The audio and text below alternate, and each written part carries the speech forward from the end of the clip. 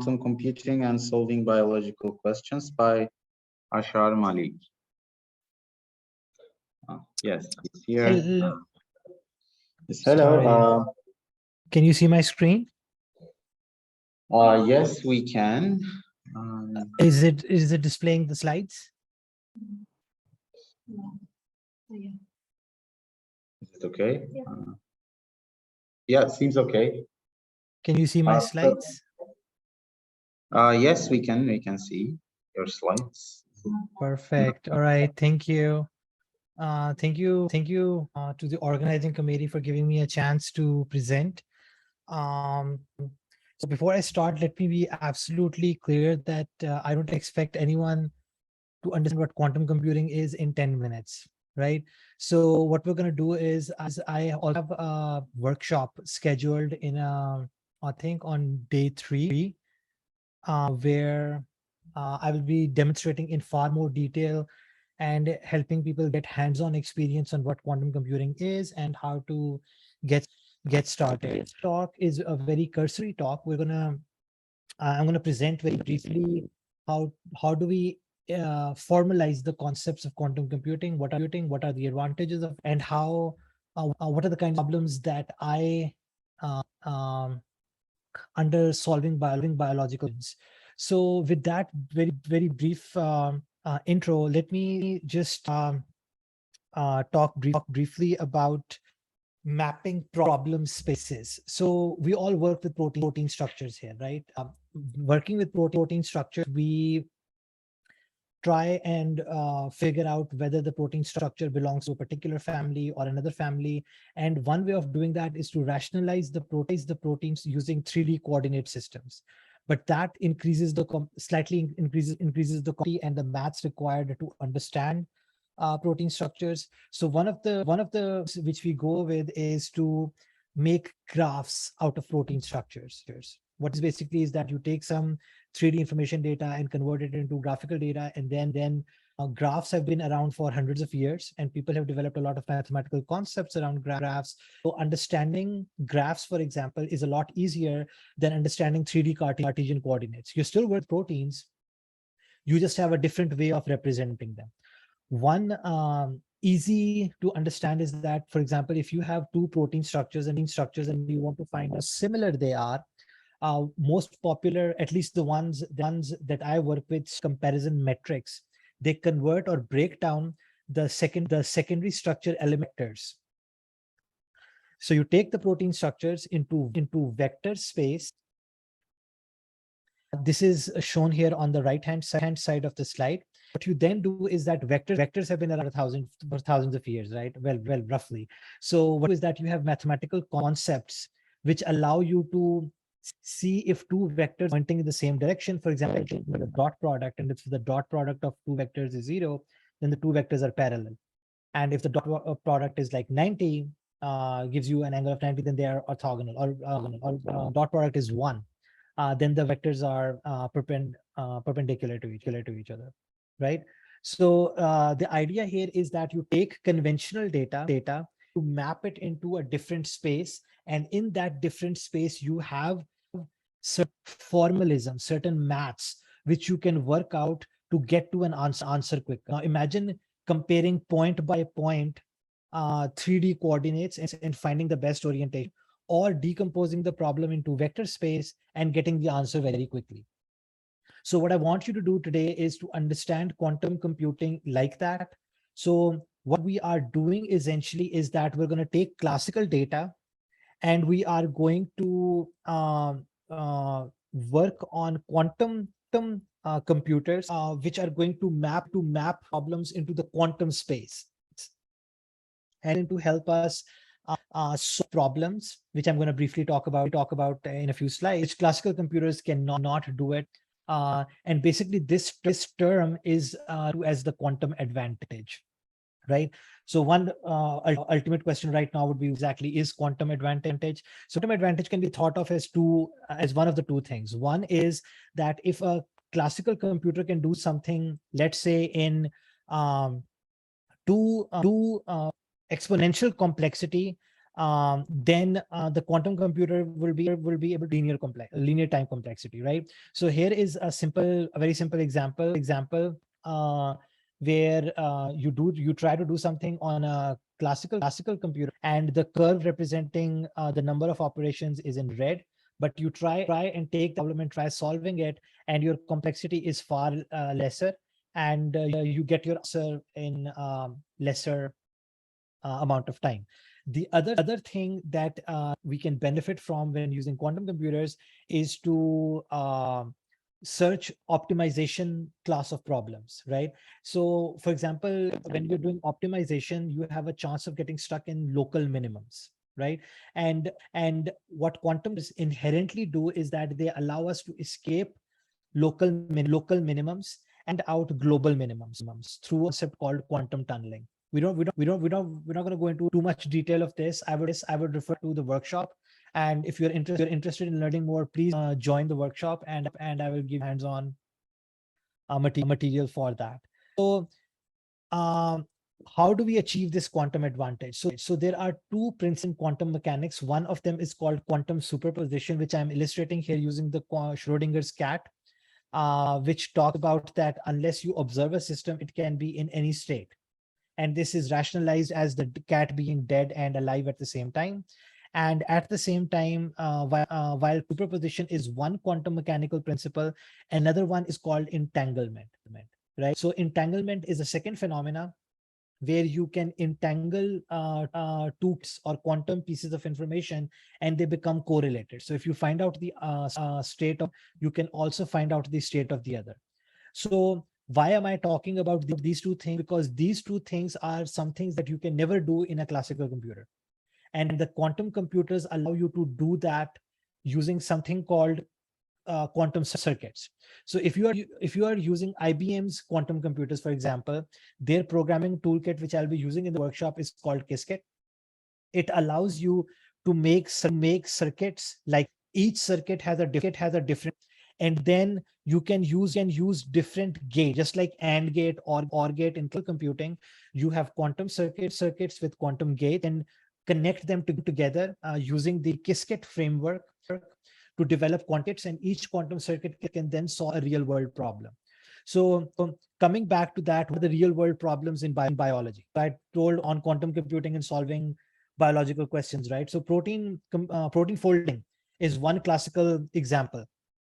So you will notice that there are a lot troughs in this landscape, right? And I just showed you earlier that quantum tunneling can help us escape local minimums. So if you're optimizing a protein structure, easily escape and come to a global minimum. Nobody's done this, but theoretically it would be possible. And one of the areas that I'm working in is solving these kinds of problems. Another problem, for example, is drug discovery. So you have one binding pocket and you have a million compounds in your drug library, and you're trying to optimize which drug best. This is another class of problems which is currently being explored using quantum computing.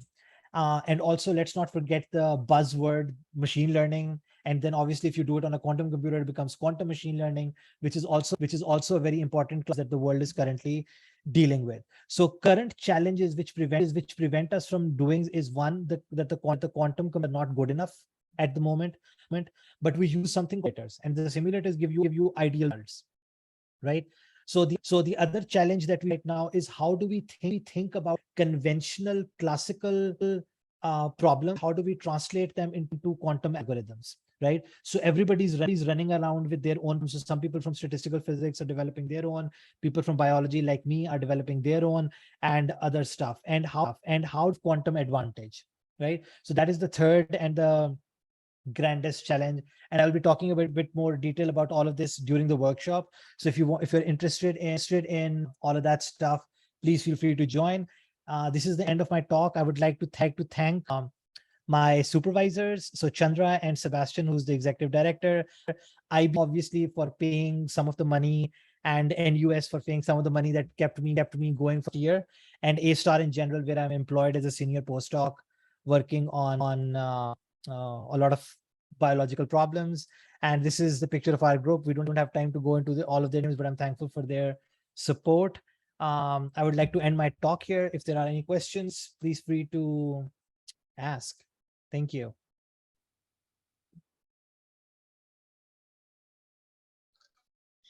Thank you, Ashar Malik. This was really, really interesting. If the audience has any questions, please type it in the chat box.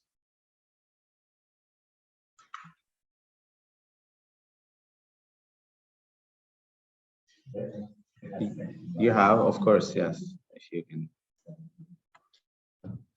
So I'm wondering, what kind of background does someone need coming into your workshop to benefit from it? Or are you assuming they have good prior knowledge of computing, physics, or biology? So this is the one of, right? So I assume that people have some very basic understanding of, because the Qiskit in the standard developed IBM, it is implemented in the cloud using the Python framework. So some understanding of would be necessary, but mostly I will assume that people have no understanding. So I will try and structure all of my teaching content from scratch. Right. Thank you. Does that answer your question? Yes, that does. All right. Okay. So I'll be talking a bit more detail in the workshop. So if somebody does not want to ask questions now, we can obviously deal it with them later. Sorry, you had a question. No, I just want to ask one question. It seems you focus on problems related to mostly protein flexibility. And you gave one example related to protein folding. It looks like this can also be applied to other problems like enhanced sampling, sort of like exploring the conformation of space. Also to perhaps protein-protein docking, which is much needed. And a lot of people are working to solve it efficiently. Yep. So do you actually build hardware yourself, or you work with IBM and you use their systems, you know, for research? Do you have some kind of special agreement to use their hardware, or what is the how do you actually work in this field? Okay.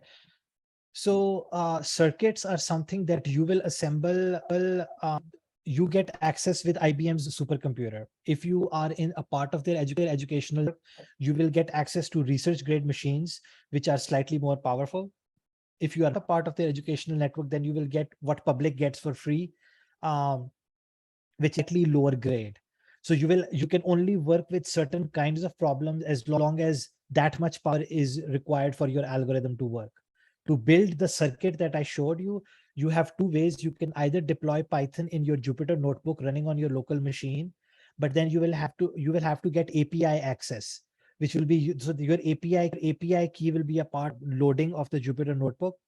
And then every code that is deployed is the internet to the hypercomputers where it is run on their hardware. So you are creating a circuit kit.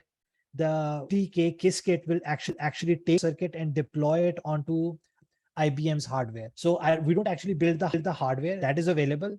We just generate the algorithm which gets deployed onto that remotely. Does that answer your question? Yes, yes. Thank you. Thank you so much. Okay. All right. Okay. So. Yes, thank you. I think, okay, one question.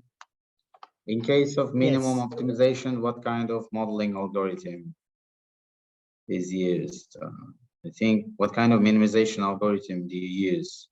That's the... Okay, so yeah, so I did not go into too much detail. At the end, I showed that there is noisy hardware, right?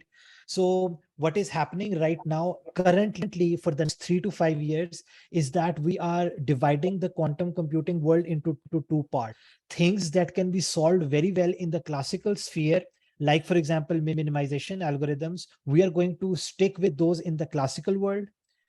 We are not going to deploy that on the quantum, because right now the hardware is so noisy that you have to generate a very large circuit to be able to do the same thing that the optimizer is doing. But parameter search space that goes into tuning the optimizer that is calculated in the quantum space, right? So you still leverage the quantum space advantage, but you work on the common available gradient non-based optimizers like gradient or steepest descent or AB, or all of these algorithms are available. You just interface them with the quantum circuit. I will show some examples during the workshop. Sorry, I don't want to take a lot of other people's time. So yeah, so if you perhaps contact directly to Dr. Malik, it will be better. Yeah. Yes. Thank you. Okay. So, okay, without further delay, I think we can move on to our next talk. This time again, Tiffany Hyson-Lafos, the Protein Family Skein, a learning tool for non-scientists, as a poster presentation. So for Foster, you have 3 minutes for the presentation. Yes.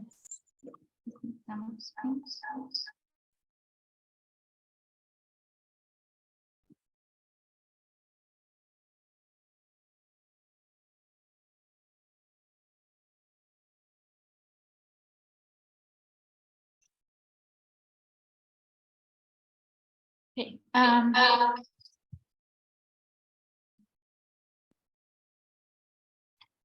Thanks again for the Koblet organizers for accepting my poster.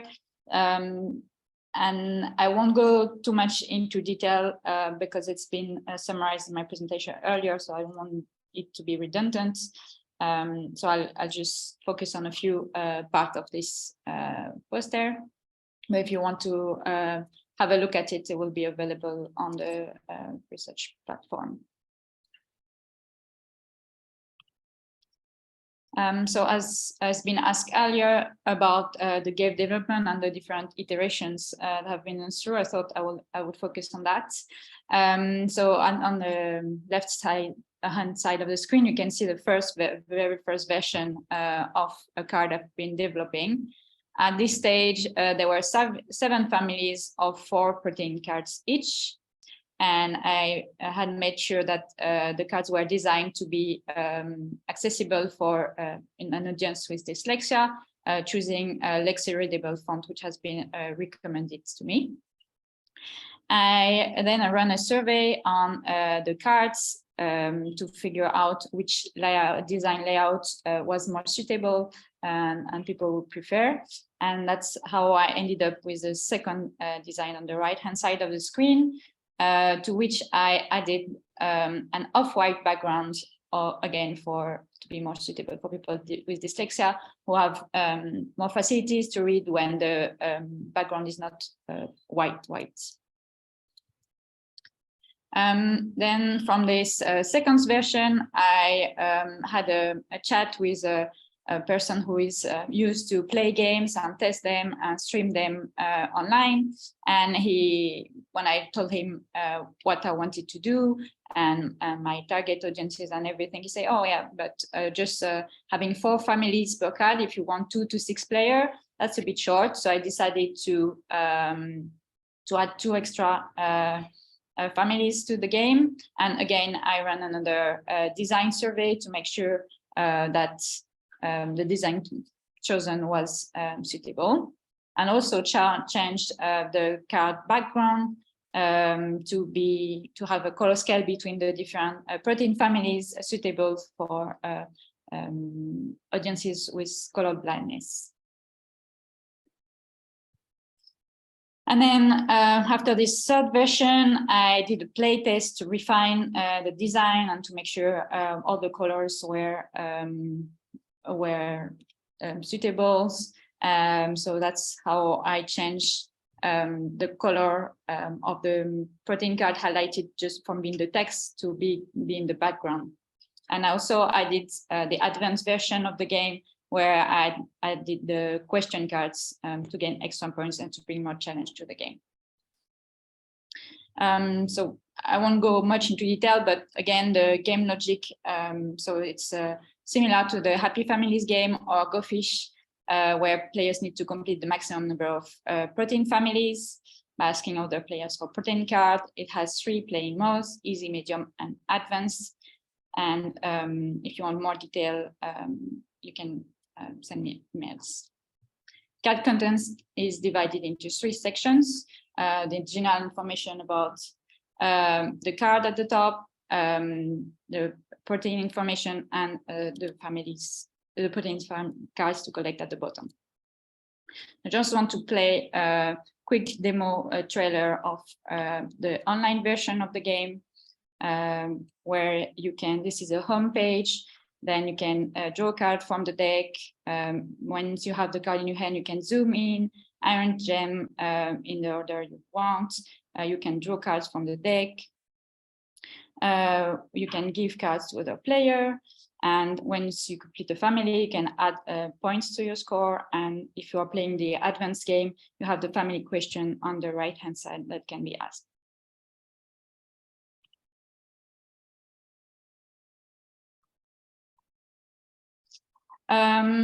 So yeah, really the main objective of these games for people to have fun. And this is a good tool to introduce people to the concept of protein and protein families.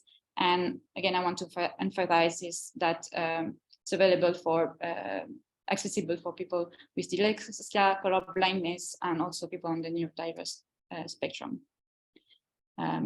Yes, future developments, translating different variants. And with that, I would like to thank the funders, the Wellcome Trust, Connecting Science, and the Improving Fund, and the EMBL ABI, and thank you for your attention. Thank you, Tiffany, once again. If you have any questions, again. Yes, there is one question.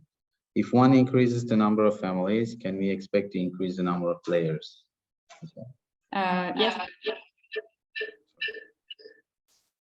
Yes, of course. So yeah, the number of cards is at the moment is suitable for up to 6 players, because there are 42 cards, so it's divided by 67 cards per person. And since at the beginning I didn't specify that, but we give 7 cards to each person, each player. Then if you increase the number of cards, then you can be more players playing. Yes.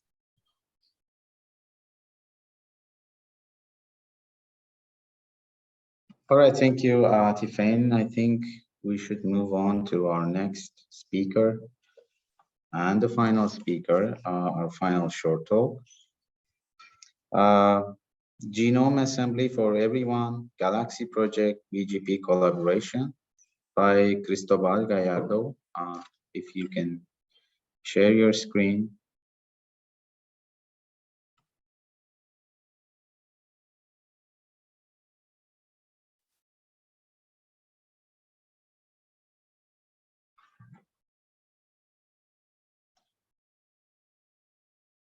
I think the presenter is in the meeting. Yes, the audience. Hello. Yes. Hello. Hello, welcome. Can you try sharing your screen to start your talk?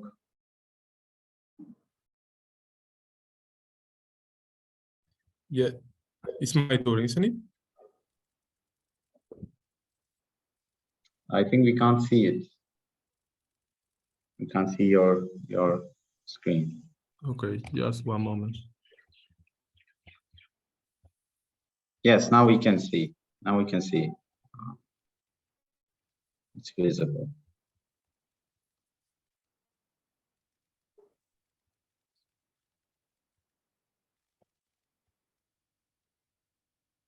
Right. Yeah, sorry. So you have 10 minutes for the presentation. We have 2 minutes for the questions. All right. Okay, you can see my screen, isn't it? Yes, always good.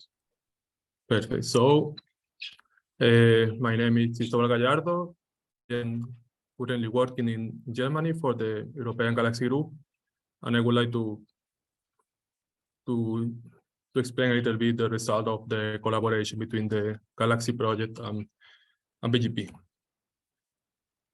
So, why we consider that it's necessary to to make the genome assembly accessible. But there is a fact that since the emergence of the second generation sequencing the technologies, the amount of generated data have increased exponentially.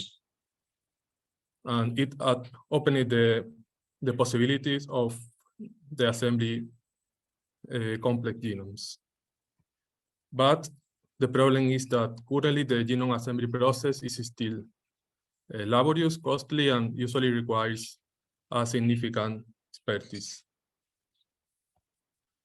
So the solution that we propose is to make the assembly pipeline freely available through a public computational infrastructure, in that case, Galaxy, and also to provide the required training, in that case, by the content hosted in the Galaxy training network.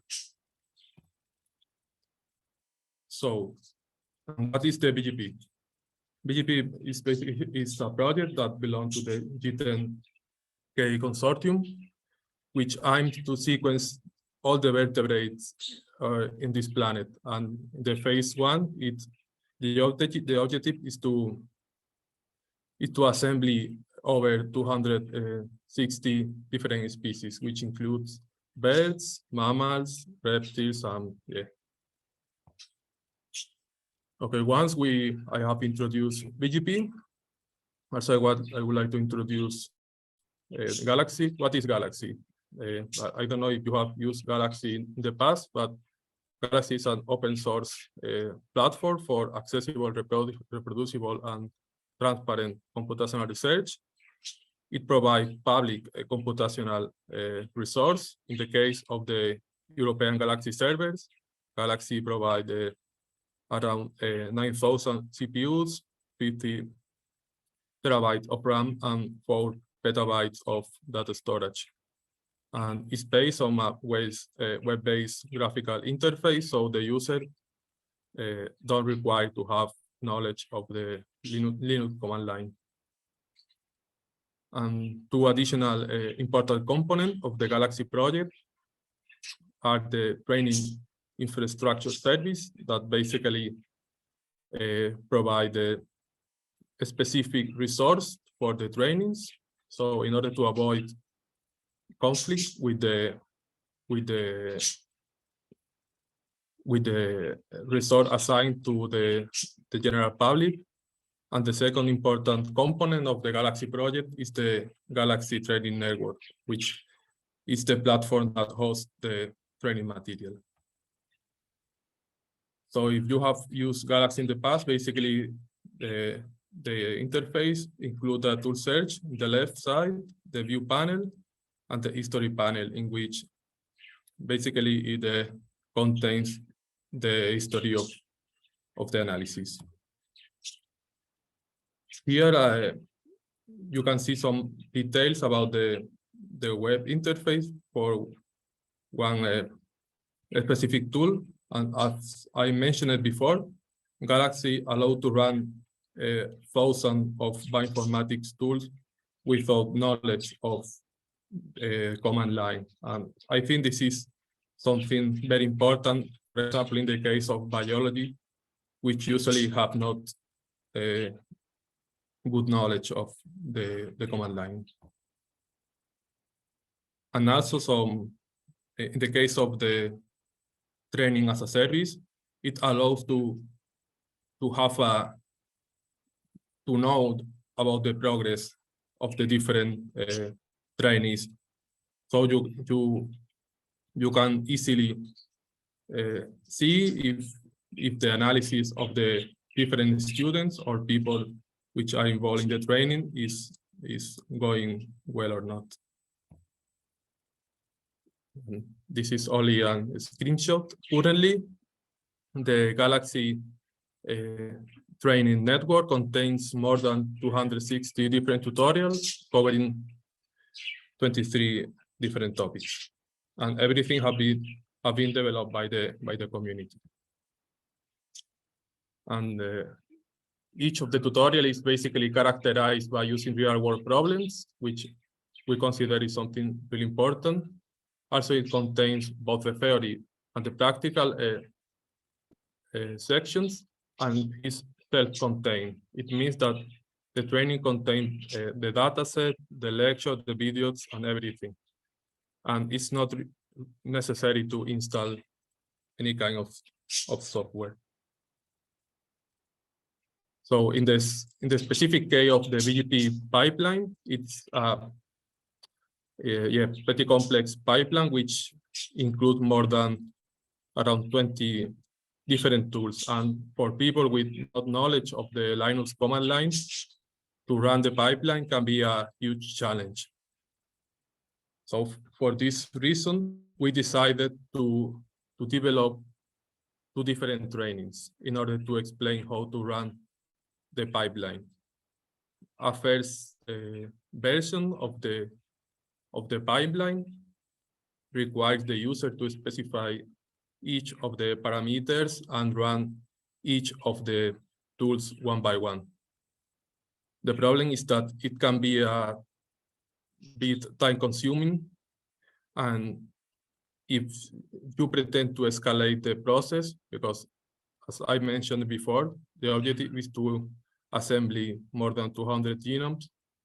So in order to escalate the process, we developed an alternative training in which the user don't require to specify all the parameters and run the tools one by one, but they just need to import the workflows, select the inputs, and run the workflows. Those workflows are hosted in GitHub. So the idea is the different workflows are evaluated by the community in order to guarantee the quality of the workflows. So the user, when running the workflow focused version, just need to import the workflow from GitHub, specify the input data, and run the workflow. And currently, by using the trainings, we have been able to explain to around 20 different research people, around 20 different persons have been involved currently in the BGP project by using Galaxy. And in the last 6 months, we were able to completely assemble 21 genomes from Denovo. And yeah, basically I think it was a bit fast. Just a knowledge to the BGP people and the Galaxy group.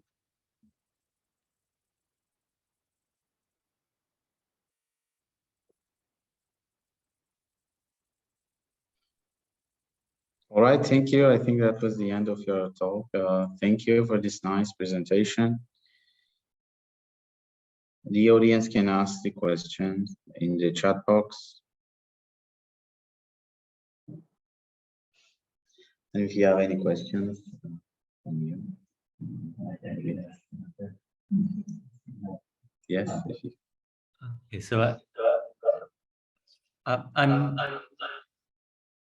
I'm wondering, you said that several of the vertebrate genomes have already been assembled on Galaxy. Can it handle any genome someone might want to do now, or are there particularly hard genomes that might need more specialized knowledge than can fit in the standard pipelines or more specialized tools?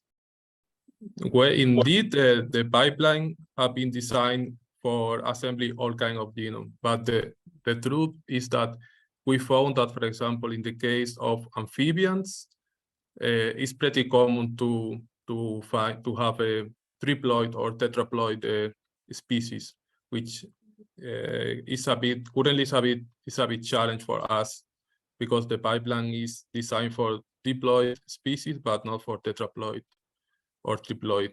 But yeah, for normal diploid organism, all kind of the size, for example, is not a restriction. No, thank you.